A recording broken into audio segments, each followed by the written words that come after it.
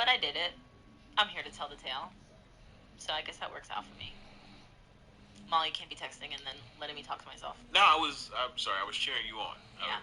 In your my brain? mind. In your brain, yeah, that's fine. That's good. I was silently clapping for both of us. That's good. But I mean, you move in a certain fashion, and you find that the good energy finds you. So. Yeah, I think so. I think I have some really great guardian angels. We got a medium came into Ebro in the morning last I'm week. broadcasting now. She's a medium and a psychic. So go she, to the like, party. reads the future stuff, but also she reads like your angels and who's around you and stuff like that. And so she read the room, she did some stuff, and then she came to me. All right, when you get a chance, go to the party and click my name. You're gonna see watch broadcast. You just click that and it should pop up. Helped raise me. I lived with her. Like, she was super huge part of my life. So I knew I wear her bracelet every day. Like, I knew she'd be like right there. She died in 2009. So I figured, and she was like, yeah, mother figure, and she was like, I'm getting the month of September, and I'm like, that's creepy because that's when she died, like September. Did she pass before things started taking off for you? Yeah, she passed right when my Hot 97 internship ended. Okay. And so I just had to go into the workforce for a year before the Influx We Trust thing had happened a year later.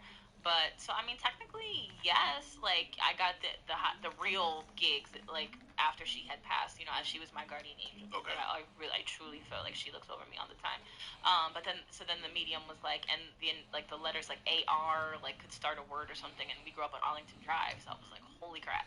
And she was like, anyway, so she's literally with you all the time. She says you haven't spoken to her enough lately, which is true. Like, I used to always pray every night and like talk to her, talk to God, and I haven't in a few weeks. And she was like, or a few months rather, and she was like, yeah, you've been like losing faith the last few months or whatever, but she's asking you to talk to her. Like, she wants to help you through things. She's always helping you through things. She's really proud of you, and she feels a lot of guilt that she's not there to like help, because my grandmother was always super like wanted to do cash, like give us money, give us whatever, like whatever we could.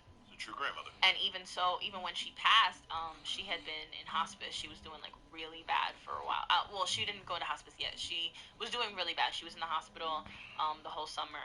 And when I graduated from college in June, my parents put my mother rather, and my grandmother had put our house up on the market because they had just kept our house until I graduated, and then they were like, all right, you gotta go spread your wings or whatever, because my grandmother had moved out to be in the hospital, my mother had moved out to be with her now husband, my brother had moved out to live with my father, so they kept the house just for me to let me finish college and then go off or whatever. So when I graduated, they put it on the market thinking that there was some time to it takes a while for a house to sell. Right.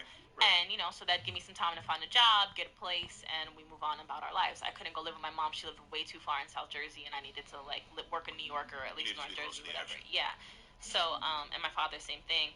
So I started applying for jobs, and I'm not getting shit. Like, I'm finding nothing. Like, it was literally a full-time job to apply for jobs. Like, I sat on Monster and all of them shits every fucking day. Like, after like 2 months, I was like literally depressed in the house. Like, just I would cry every day. I'm like, yo, I'm fucked. And our house sold in one fucking day. Thankfully, one day our house sold. And thankfully, this is what year? 2009. The thing was, the housing market was still in some well, it was. I mean, it was pretty shitty, but our house, we had renovated the whole thing. Whatever we were gonna sell it for was gonna be a huge come up because they bought the house for like $40,000 in like 2000, like 1887, like not literally, but so long ago, so that, the house been paid off, so anything was going to be a fucking profit. So, yeah, so a family found it, loved it immediately. Thank God their, mortgage kept falling through, so, like, it ended up giving them a couple months. But anyway, so I keep applying for jobs, keep applying, I'm not doing it. So my grandma will call me every day, like, how's it going? Did you find anything? And she's sick, she's worried about me. I'm her first grandbaby, so she's, like, worried, like, Right. And, I finally, on like the fucking last day of August or whatever, like closing day on our houses, like 2 weeks from then, on the last fucking day, I got a call. I got a fucking job, like a full-time job in Woodbridge, and she passed away like 4 days later after finding out that I got the job. Like, 'cause I felt like she knew that I'd be okay, and she was good to go. So she let go, as they say. And then I also feel like she was working from up there, because I had no money and I had a lot of debt because I had been charging everything all summer because I had no fucking income. Right. And their mortgage ended up falling through like 3 more times to make the closing date the middle of November, which is exactly the same amount of time I needed to pay everything off, save everything up, and get a crib. And I was able to move right out of my house into a new crib and like be good. And yeah, that is because she's my guardian angel. It's amazing how God and angels work. And yeah, I found don't know how out. we got on that topic, but I found out. she's definitely out there making moves for me. Great. So shout out to G-Mom. She's a real one. This And game yeah, like, this shit is whack. Why they still got me watching the game? Like, it's over. Do yoga because I'm too stressed out. I was like, you real? And then she said my papa needs to relax too, which is also real. She has no authority to speak on Glenn.